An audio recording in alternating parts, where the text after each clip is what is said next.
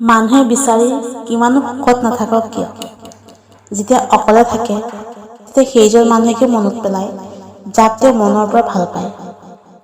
দুবাৰ গৰম কৰা চাহ আৰু বুজাবুজি হোৱা সম্পৰ্কত আগৰ নিচিনা মিঠা নাথাকে।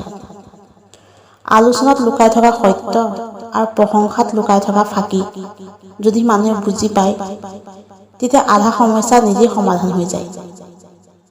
কোনো এটা সম্পৰ্ক ছিঙি দিয়াৰ আগত এবাৰ নিজকে সুধি চাম যে আজিলৈকে সেই সম্পৰ্কটো কিয় পালন কৰি আছিলে।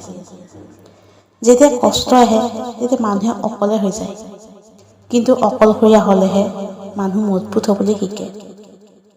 যিমান দেখুওৱা তাতকৈ বেছি তোমাৰ ওচৰত থাকিব লাগিব, আৰু যিমান তুমি জানা তাতকৈ কম ক'বলৈ শিকিব লাগিব।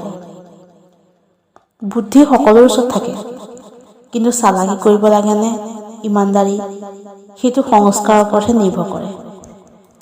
সন্মান সকলোকে কৰা, এইটো আপোনাৰ সংস্কাৰ হয়, কিন্তু নিজৰ আত্মসন্মানক গুৰুত্ব দিয়া এইটো আপোনাৰ অধিকাৰ হয়। খালী যেন থাকিলে কেতিয়াও দুখ নকৰিব, কাৰণ সেই পৰিস্থিতিত আপোনাৰ শিক্ষক নিচিনা বহুত কিবা শিকায়।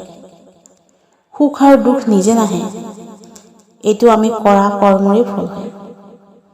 জীৱনত ইমানেই ব্যস্ত হৈ যাওক যে দুখ, ঘৃণা, আফচোচ, ভয় এইবিলাকৰ কাৰণে সময় নাথাকে।